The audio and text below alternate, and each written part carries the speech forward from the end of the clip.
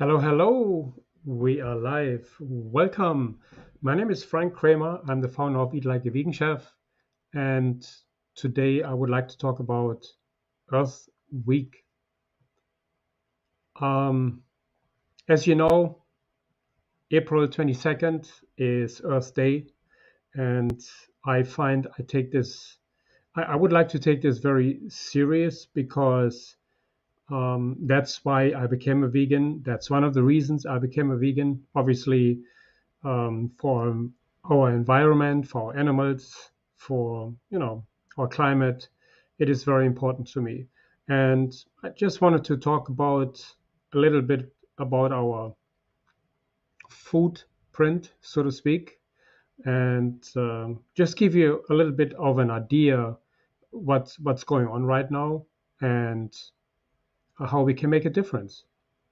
So our our carbon footprint or footprint we have, you know, is the greenhouse gas emissions that are produced by growing, harvesting, processing, um, transporting, um, cooking, and disposing of food that we eat.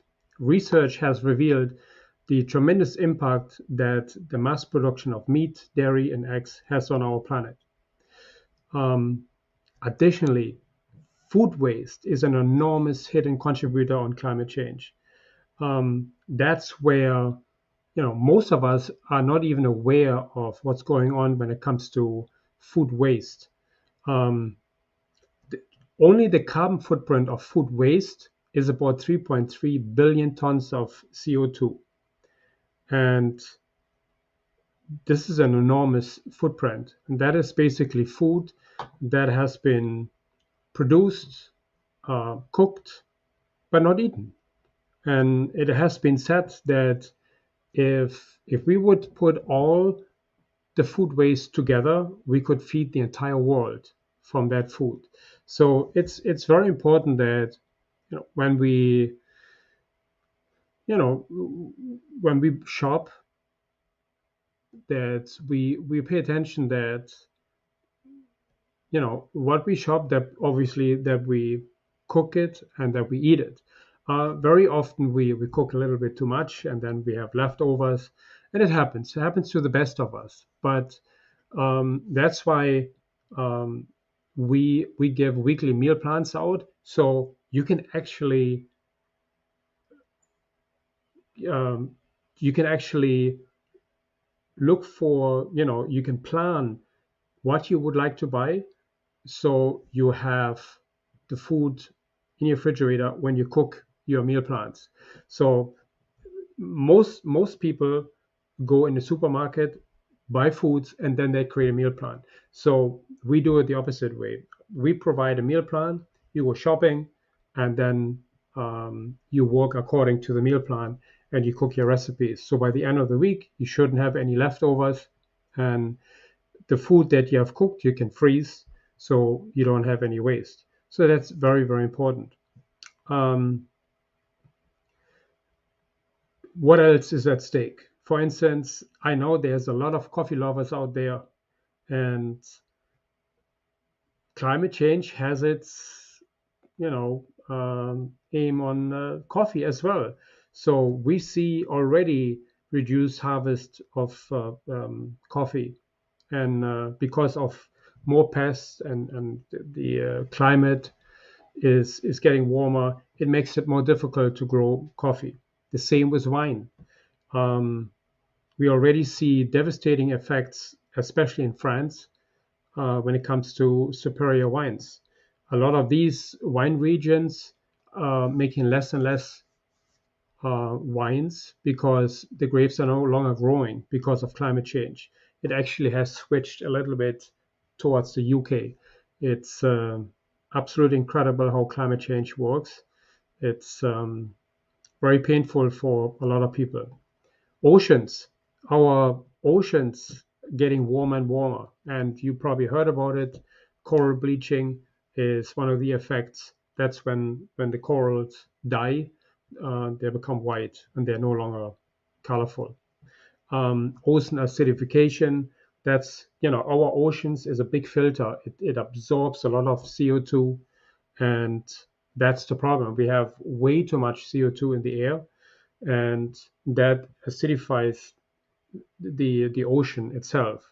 So as of today, our ocean is 26% more acidic than it was 30 years ago, which is absolutely, it's crazy.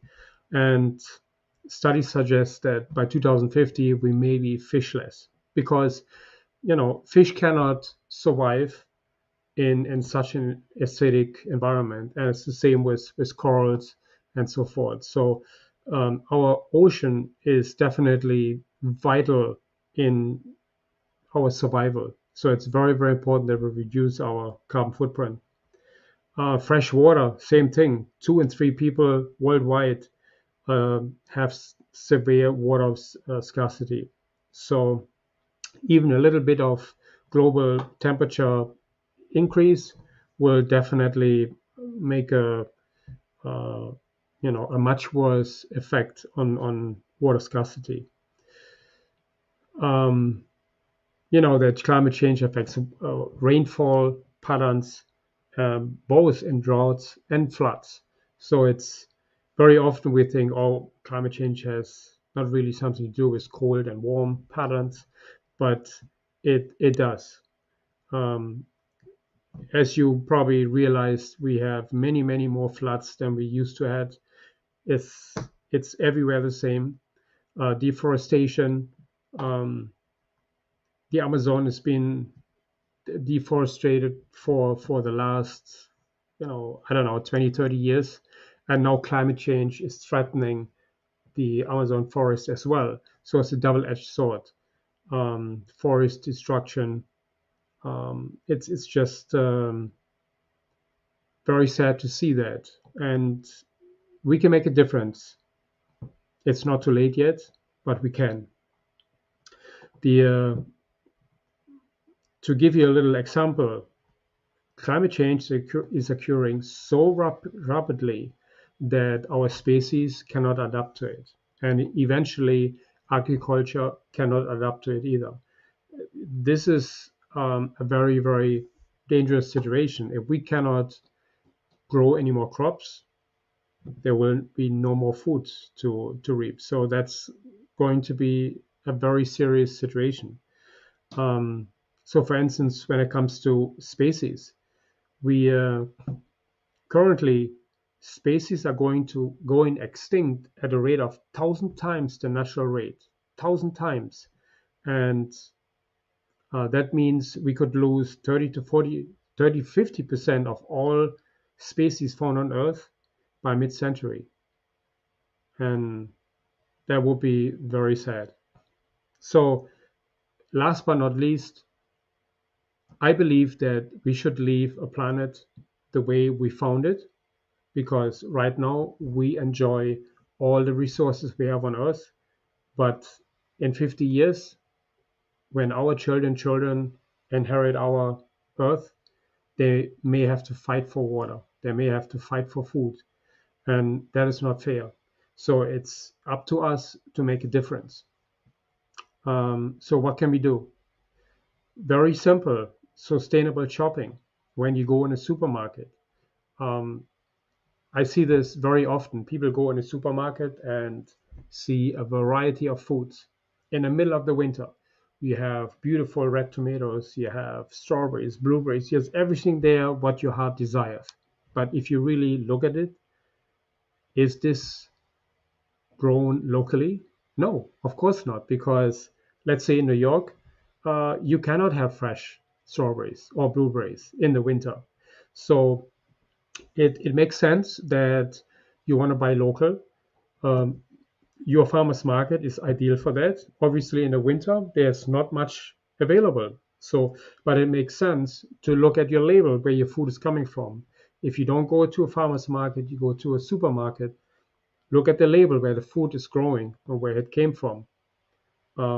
Instead of buying strawberries that came from, I don't know, California, Florida, Mexico, 3,000 miles on a truck, um, buy some berries or fruit that has been grown a little bit closer to you, even if it's a few hundred miles.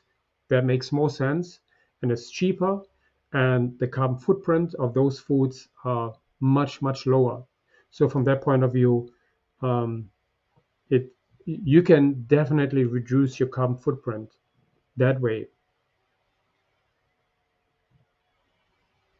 Yes, Sunny Key. Yeah, absolutely. Um, I'm just reading a comment here. So from that point of view, we can make a big difference in what we shop. You may not realize that you have actually reduced your carbon footprint, but if we all make these choices, then the big supermarket chains see the effect and don't bring those foods in anymore. That has nothing to do if you're rich or poor. If you're rich, you may say, "Oh, I can afford it. I can buy it." It is not about that. It's about keeping our carbon footprint low.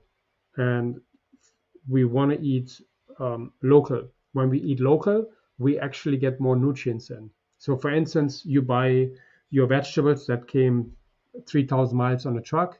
Guess what? Those vegetables, or fruits, or vegetables have been on the truck for, I don't know, 3, 4 days, 5 days. Um, they were on the plant for a few days, and now they are stored in the supermarket.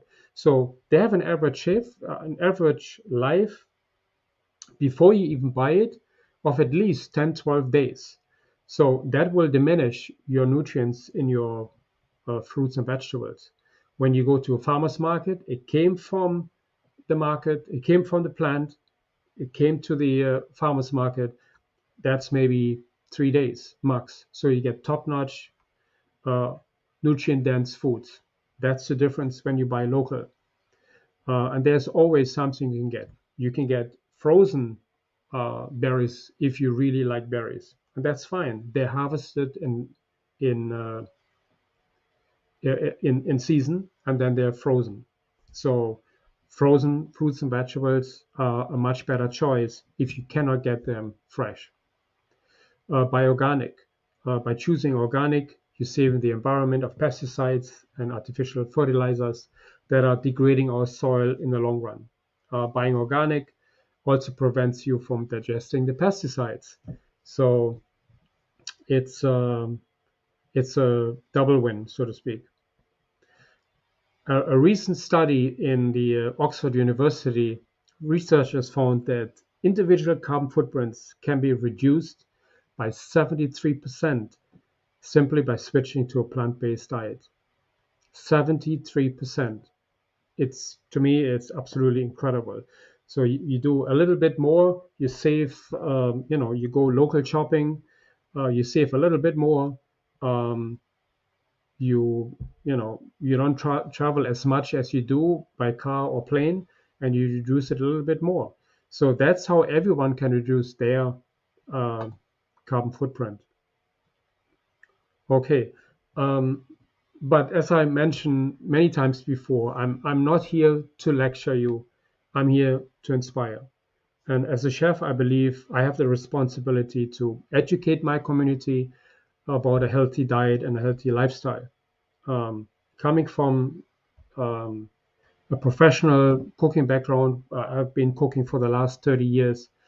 Um, I have cooked in many types of environments. Uh, Cooking for 500, 600 people a night is great. It's a challenge. It feels good. But in the end, what did I do? Did I really give them a service that helps them? And I believe that educating my clients or my guests or my community with the foods that I believe are best for them and for the environment. And you cannot do this in a restaurant environment. It's very difficult. There are certain restaurants, obviously, who serve plant-based foods, absolutely. Um, but in most restaurants, you know, you serve all types of food, and people demand animal products like steaks and stuff like this. So from that point of view, I believe that it's my responsibility to educate my community, and that's what I do here. And I think more and more chefs should do this too, and I think they will. But I think we need to inspire more and more people to act and to, we have only one climate. We need to get it under control. It is not too late yet. If you like to read more about it, you can go to earthday.org and find more information about how you can help in our climate crisis right now.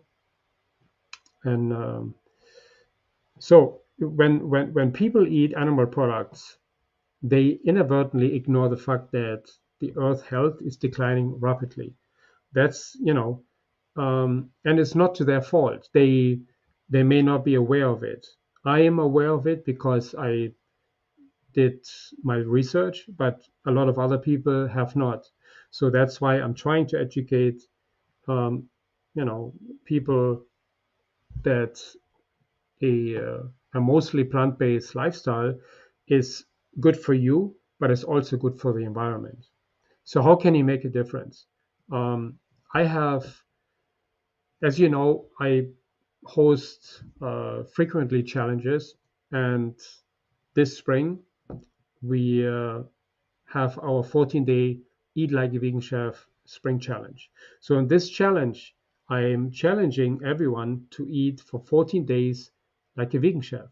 So I provide you the meal plans, the recipes, the shopping list, and I provide the Q&As. I provide all kind of resources for you, and you just follow the meal plans for 2 weeks, and you will see you probably feel a lot better after the 2 weeks. You have saved quite a bit of carbon footprint. You probably have saved some money as well.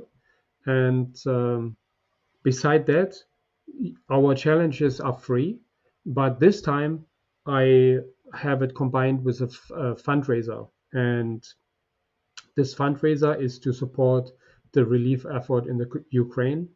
Obviously, donations are all optional. That's up to you. And the participation of the challenge is free, of course. So anyone can participate. And I leave it up to you if you give a donation or not. I have researched that charity, and in my opinion, it's a great charity. It's legit. It has been featured on Charity Navigator and other websites. So I think it's safe to donate to this charity and to make a difference. Um, participation Participating in the challenge will also, help you or refresh what you have learned already about a whole food plant-based lifestyle, and you may lose some weight and feel much better than you did before. So, and obviously, as I mentioned before, eating like a vegan chef can cut your carbon footprint significantly. So these are three ways you can make a difference in just 2 weeks. And so I invite you to um, come to our challenge. I'm going to post a link here. Yep. So you can register here for the challenge.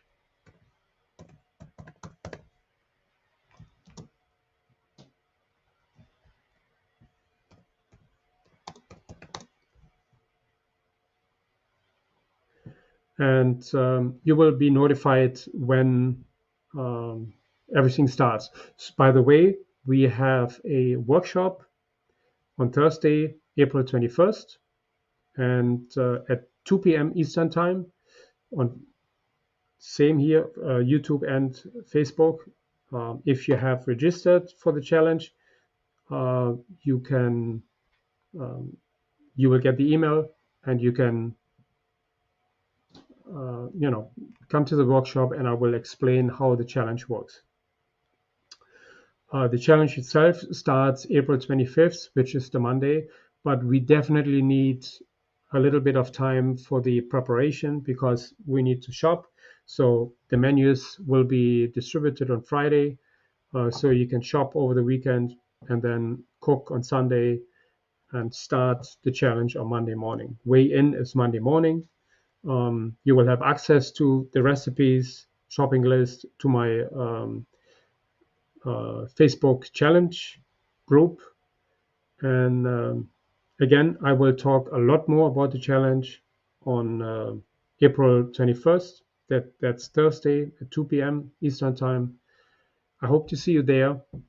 I hope you help making a difference in during Earth Week and helping out with our climate change issues, so that we can, save this planet and making the best and leaving the best for our children.